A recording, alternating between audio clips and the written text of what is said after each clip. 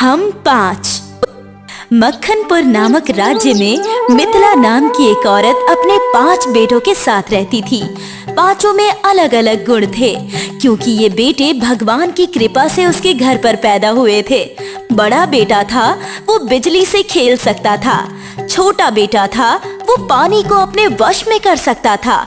वही मंझला बेटा काफी दर्द झेल सकता था और चौथा बेटा अपनी सांस रोक सकता था और 5वां बेटा हवा में उड़ सकता था। पर वो देखने में एक जैसे थे, क्योंकि वो जुड़वा पैदा हुए थे, जिस वजह से कोई भी उन्हें पहचान नहीं पाता था। और मिथिला ने भी ये बात सभी से छुपा कर रखी थी कि उसके 5 बेटे हैं, क्योंकि हमेशा एक बेटा ही सभी के सामने आता था और सभी उसे ही जानते थे, जिसका नाम लाखन था। लाखन, अरे तुम सभी सो जाओ, क्योंकि तुम्हें रात में समुद्र से सीप भी तो लानी है, जिससे हमें मोती मिल सके। हाँ माँ, हम सो जाते हैं, आप चिंता मत कीजिए। अरे चिंता की क्या बात है, तुम 5 तो मेरे 5 रत्न हो और मुझे खुशी है कि हम सभी साथ हैं। हाँ माँ, और ऐसे ही हमेशा हम साथ रहेंगे, जिससे कोई भी हमारा कुछ नहीं बिगाड़ सकेगा। हाँ हाँ बेटो, अच्छा अब सो जाओ, बहुत रात हो गई है। इसके बाद वो सभी सो गए। आधी रात को सभी उठे और समुद्र में सीप पकड़ने के लिए नदी पर चले गए। अरे भाइयों, जब तक मैं समंदर का पानी अपने मुंह में करता हूँ, तब तक तुम लोग जल्दी जल्दी से सीप उठा लो। मैं सिर्फ 7 मिनट तक ऐसा कर सकता हूँ। हाँ हाँ भैया, हमें पता है, आपको रोजाना एक ही बात बताने की जरूरत नहीं है। हम जल्दी से सारी सीप उठाकर ले आएंगे। ठीक है, अब जल्दी से जाओ, मैं पानी अपने मुंह में भर लेता हूँ। और इसके बाद रामू ने सारा पानी अपने मुंह के अंदर भर लिया और इसके बाद उसके भाइयों ने जल्दी जल्दी सारी सीप उठा ली और फिर वो बाहर आ गए और फिर रामू ने सारा पानी छोड़ दिया। इसके बाद रामू ने कहा, आज सीप से मोती निकालकर चंदन बेचने जाएगा। ठीक है भैया, आज मैं जाता हूँ। और इसके बाद चंदन बाजार में मोती बेचने गया।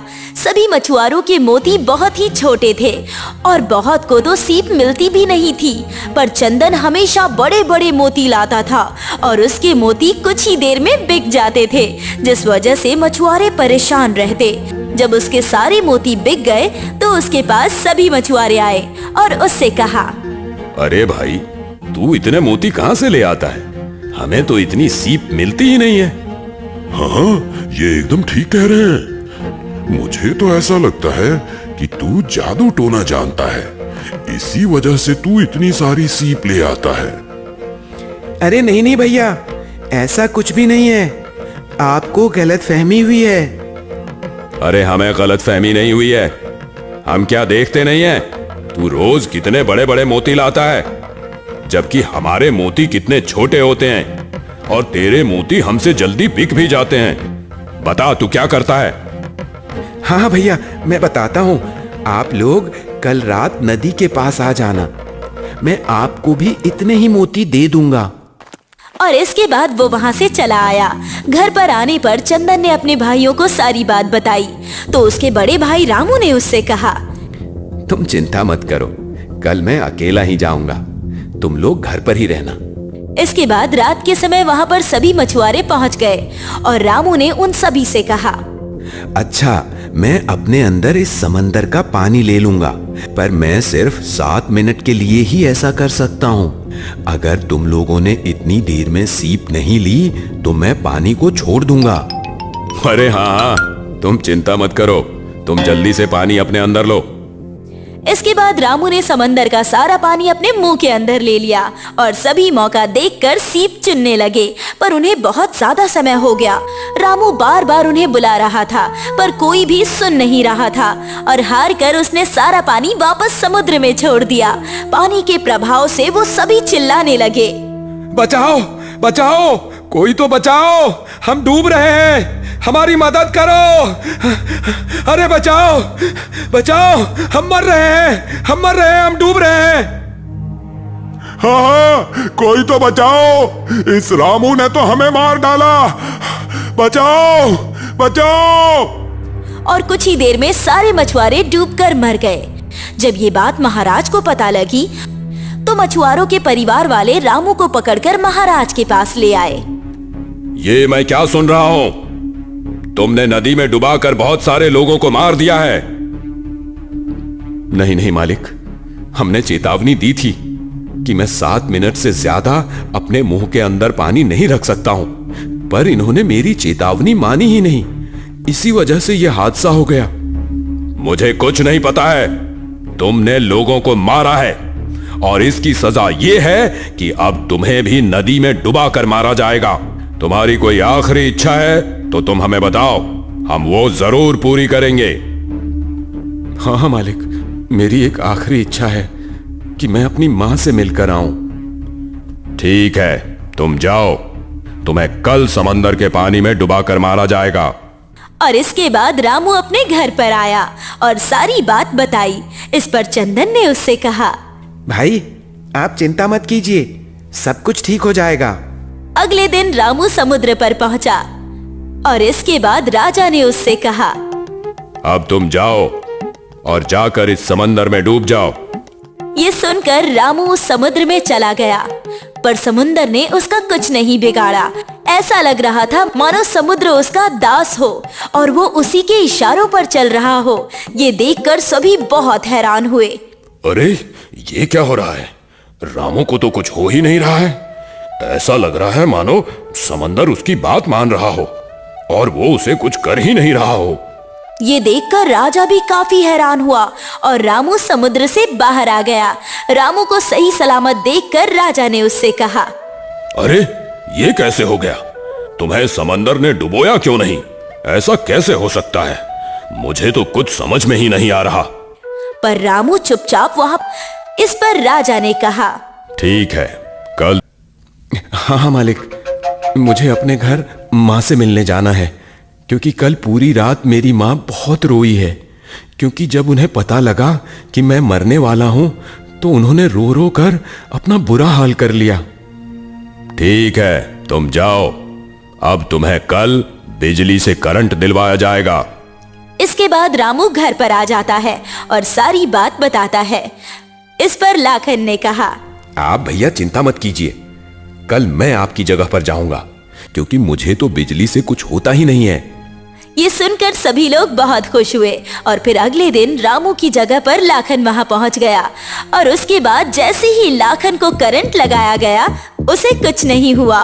उल्टा उस व्यक्ति को करंट लग गया जो लाखन को करंट लगा रहा था। मुझे तो बहुत मजा आ रहा है इस बिजली के करंट से।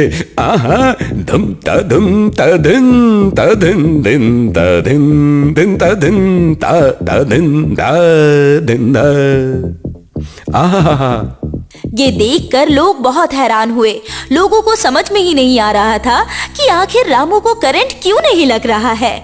ये देखकर राजा भी बड़ा हैरान हुआ और इसके बाद लाखन वहां से आ गया। इस पर राजा ने कहा, अरे ये कैसे हो सकता है? तुम्हें करंट क्यों नहीं लगा? मुझे तो कुछ समझ में ही नहीं आ रहा है। आखिर ऐसा कैसे हो सकता है? पता नहीं महाराज, मुझे तो कुछ भी नहीं पता है। आपने खुद ही देख लिया कि बिजली ने मेरा कुछ नहीं बिगाड़ा।